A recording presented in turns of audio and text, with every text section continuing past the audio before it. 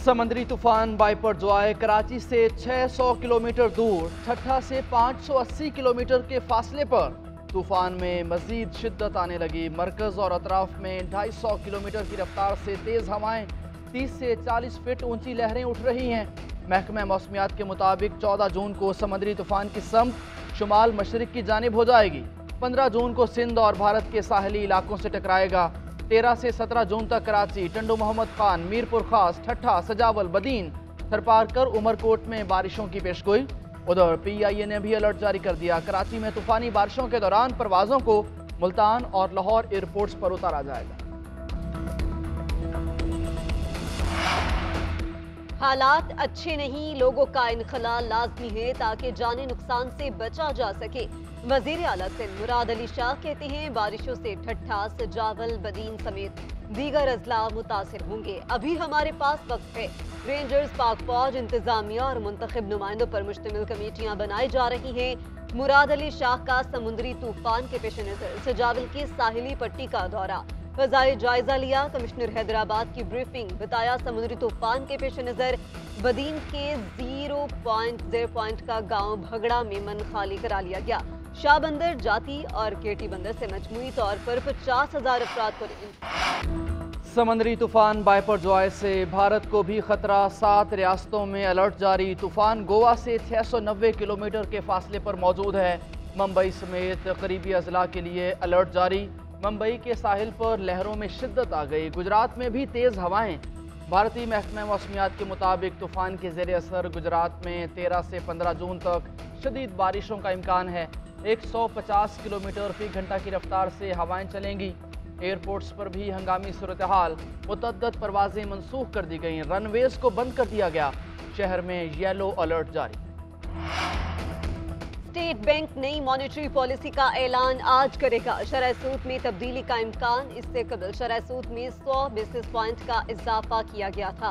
इजाफे के बाद पॉलिसी रेट 21% की बुलंद तरीन सतह पर पहुंच गया। गुज़श्ता माली साल के ख़त्म पर पॉलिसी रेट 14.75% था। रवा माली साल के दौरान अब तक शरह सूद 6.25% इजाफा किया गया है।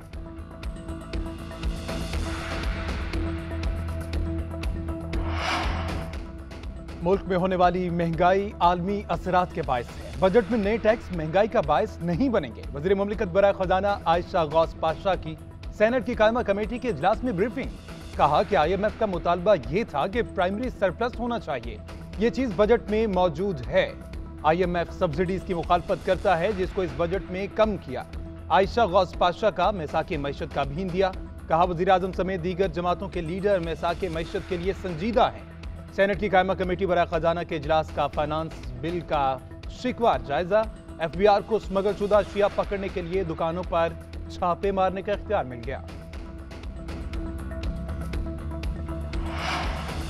वज़ीर आज़म शहबाज शरीफ की ज़ेर सदारत पंजाब के बजट पर इजलास। निगरान वज़ीर आला मोहसिन नकवी समेत मुतल्लिका हुकाम की शिरकत। पंजाब के 4 माह के लिए बजट की हतमी मंजूरी का इम्कान। सेक्रेटरी ख़जाना की बजट के खदोखाल पर वज़ीर आज़म को ब्रीफिंग। वज़ीर आज़म ने तरक्याती मंसूबे जल्द मुकम्मल करने की हिदायत की। पंजाब का बजट आइंदा हफ्ते के दौरान पेश किया जाएगा।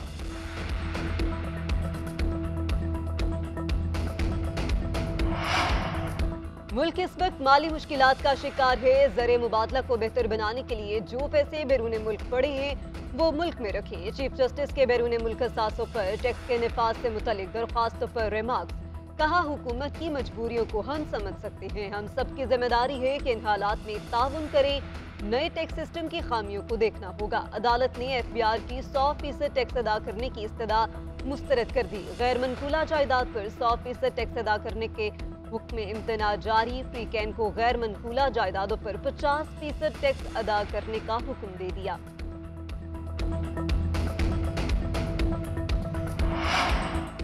कौमी असम्बली में बजट पर बहस का आज से आगाज। अपोजिशन लीडर राजा रियाज बहस का आगाज करेंगे।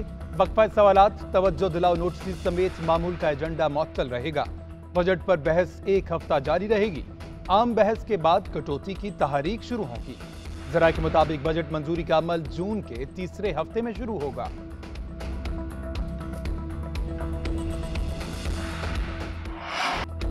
रूसी तेल की बंदरगाह से मुंतकली का काम जारी है। जहाज से BRL के टैंक्स तक पाइपलाइन के जरिए तेल पहुंचाया जा रहा है। 45,000 ton oil Pakistan refinery limited में रिफाइन होगा। आइंदा 2 हफ्ते में रूसी तेल के मार्केट में आने का इम्कान है। कीमतों में रिलीफ के असरात 1 जुलाई तक आ सकेंगे। पेट्रोलियम मसनूआत की कीमतों में 30 से 40 रुपये तक कमी का इम्कान। पार्को भी रूसी तेल की रिफाइनरी में हिस्सा लेगी। पहली खेप के नताइज के बाद 7 लाख बैरल तक पाकिस्तान आएगा। पाकिस्तान की दीगर रिफाइनरीज भी रूसी तेल लेने के लिए तैयार हैं। इलेक्शन में शिकस्त देखकर हाफिज नईम इल्जामात लगा रहे हैं। कल से रोने धोने का सिलसिला शुरू हुआ है। उनको लगता है कि PTI के लोगों की गिरफ्तारी मेयर इंतखाबात के लिए है। सईद गनी का कहना है कि तहरीक इंसाफ के जो UC चेयरमैन गिरफ्तार हैं उन्हें इलेक्शन डे पर लाना हुकूमत की जिम्मेदारी है।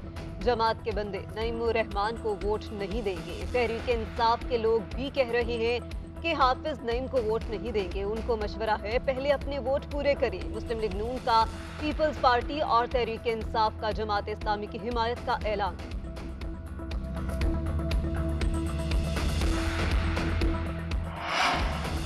वज़ीर आज़म शहबाज शरीफ की ज़ेर सदारत पंजाब के बजट पर इजलास। निगरान वज़ीर आला मोहसिन नकवी समेत मुतल्लिका हुकाम की शिरकत।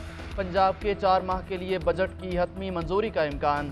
सेक्रेटरी ख़जाना की बजट के खदोखाल पर वज़ीर आज़म को ब्रीफिंग। वज़ीर आज़म ने तरक्याती मनसूबे जल्द मुकम्मल करने की हिदायत की। पंजाब का बजट आइंदा हफ्ते के दौरान पेश किया जाएगा।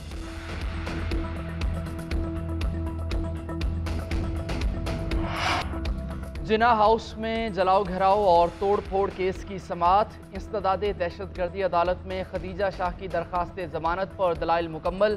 वकील ने मौक़िफ़ अपनाया कि खदीजा शाह FIR में नामजद नहीं, उनका इस वाक़े में कोई किरदार वाज़े नहीं। खदीजा शाह को शनाख्त परेड से पहले गैर कानूनी हिरासत में रखा गया। खदीजा शाह की मीडिया पर खबरें चलती रहीं जिससे उसकी शनाख्त आवाम पर आया हो गई। इस वजह से शनाख्त परेड गैर मुअस्सर थी। ये मजीद इंक्वायरी का केस है। जमानत पर रिहाई दी जाए। अदालत ने दरख्वास्त जमानत पर कार्रवाई 19 जून तक मुलतवी कर दी।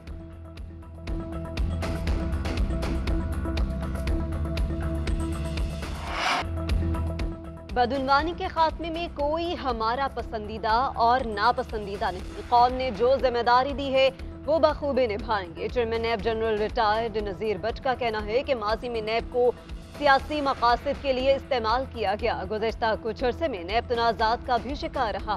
नैब की साख बहाल करने के इक़दाम कर रहे हैं। नैब को मुकम्मल तौर पर गैर सियासी बनाकर दम लेंगे। हमें खामोशी से काम करना चाहिए, रिजल्ट बोलना चाहिए, ना कि हमारी प्रेस कॉन्फ्रेंस। हमने जुर्म का खात्मा करना है, मुल्जिम का नहीं।